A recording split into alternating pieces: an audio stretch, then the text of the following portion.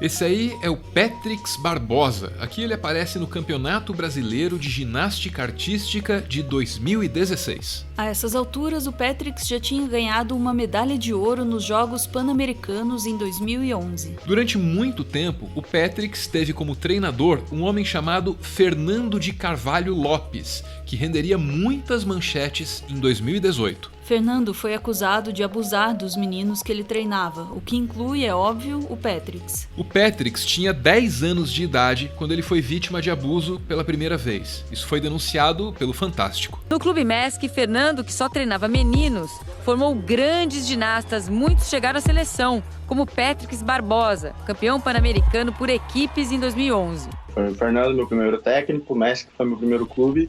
Qual é a tua pior lembrança dessa época? Essa pressão psicológica num moleque de 10 anos, 11 anos. Banho junto, espiar.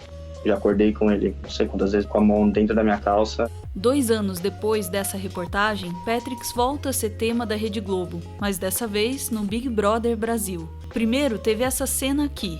A moça tá alcoolizada e não parece ter muita noção do que tá acontecendo. Peguei, viu?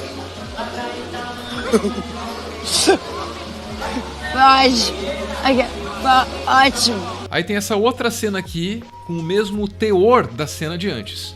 A gente poderia debater o passado e o presente do Patrix, mas será que é certo? Talvez, porque se deixar barato, isso pode estimular outros assédios no mundo fora daquela casa. Essa é uma hipótese. A outra é de que isso seria apenas fofoca.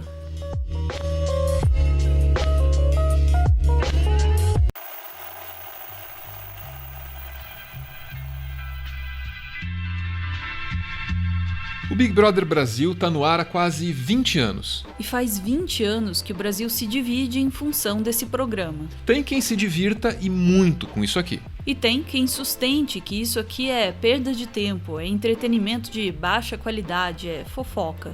Nesse sentido, muito mais útil do que assistir o Big Brother Brasil seria ficar grudado na TV Câmara, porque isso aqui sim é coisa séria e faz diferença para a vida da gente. Isso aqui é diferente do BBB, certo? Errado. Errado, porque fofoca e política têm uma história inteira juntas. São milênios de história. A fofoca é a política dos amadores. E se é assim, então o Big Brother Brasil tá para a Câmara dos Deputados, assim como a Série C do Campeonato Brasileiro tá para a Champions League. É quase o mesmo jogo. A diferença é que, ao contrário do futebol da Série C, a fofoca é uma prática socialmente mal vista. Pode pegar mal se você iniciar uma conversa com o vizinho sobre a vida de um outro vizinho. Isso não é da sua conta. Mas não tem problema nenhum você engatar um debate sobre o Patrix e o assédio cometido por ele. Aliás, esse debate pode até ser produtivo. Vendo por esse lado, a fofoca pode até ser útil.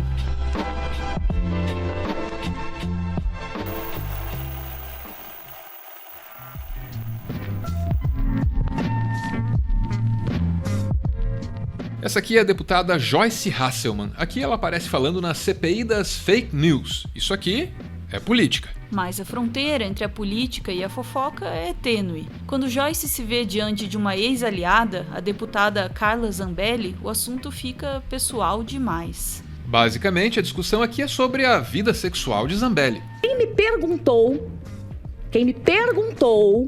textualmente olhando no meu olho, na sala do presidente depois de eleito, se você tinha sido prostituta na Espanha, foi o presidente. Ele me perguntou. Pergunte a ele o que eu disse. Ele me perguntou. Isso é fofoca. E não tente atribuir isso ao baixo nível da política brasileira. Porque isso não é exclusividade do Brasil. Nos anos 90, os Estados Unidos discutiu o afastamento de um presidente que tinha tido um rolo com uma estagiária. Bill Clinton disse à justiça que nunca tinha tido relações sexuais com Mônica Lewinsky. Mas aí ficou claro que tinha rolado o sexo oral. E assim, a política norte-americana precisou se concentrar durante meses no seguinte debate. Sexo oral é sexo? When I was alone with Miss Lewinsky, on certain occasions in early 1996 and once in early 1997, I engaged in conduct that was wrong. These encounters did not consist of sexual intercourse. They did not constitute sexual relations as I understood that term to be defined. Era da resposta para essa questão que dependia o futuro de todo um império. A política e a fofoca têm muito em comum, e a ligação entre essas duas coisas é muito, muito antiga.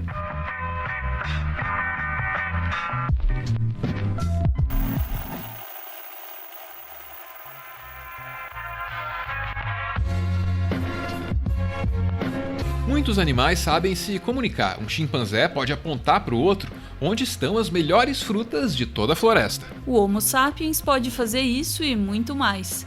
Podemos trocar informações não apenas sobre o mundo que habitamos, mas também sobre nossos núcleos sociais. Os primeiros seres humanos, vivendo da coleta e da caça, eles não tinham Câmara de Deputados, Presidência da República ou Tribunal. Eles não tinham instituição nenhuma para regular o funcionamento do seu grupo social. A única coisa que eles tinham era a fofoca. Quem dormiu com quem? Quem brigou com quem? Quem é generoso? Quem esconde a comida só para si? Quem merece confiança? E quem não merece? Fofoca. Fofoca é a política ancestral. Foi a fofoca quem nos deu os parlamentos, os tribunais e os gabinetes. Se hoje a fofoca é mal vista, é só porque concordamos em terceirizar as atividades políticas. Concordamos em dar o monopólio da fofoca a instituições que regem a sociedade. E é claro que essas instituições praticam um tipo sofisticado e regrado de fofoca. De novo, fofoca sofisticada, regrada e institucionalizada tem nome. Se chama política.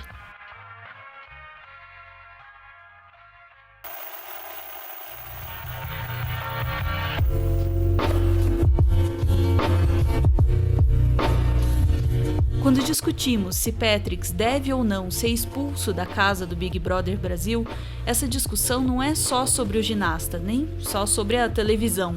Não mesmo, essa discussão é sobre a sociedade em que nós vivemos. Porque se o comportamento do Patrick é adequado dentro da casa, então ele também é adequado fora da casa.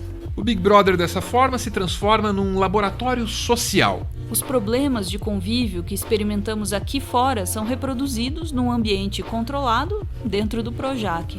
Os limites que estabelecemos para os participantes desse programa simulam os limites que estabelecemos para os outros e para nós mesmos nas nossas vidas. E se é assim, então subestimar a importância do que acontece nesse programa seria um erro.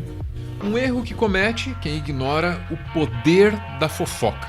Porque a fofoca de hoje é a política de amanhã.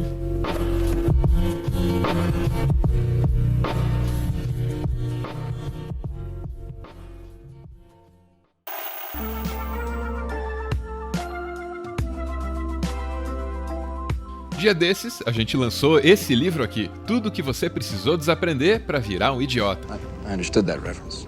Esse livro compila, desmente e explica de onde saíram as teorias conspiratórias que hoje definem os rumos das políticas públicas do Brasil.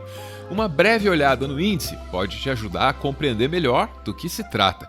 Tem um capítulo para explicar que essa conversa aí de marxismo cultural nasceu justamente na Alemanha nazista. Tem um outro para explicar que vacinas são seguras. E assim por diante até chegar nas conspirações envolvendo o educador Paulo Freire. O nosso livro está disponível em várias livrarias. Se você se interessou, tem os links para compra aí na descrição do vídeo. Você pode dar uma olhada, mas só se você quiser.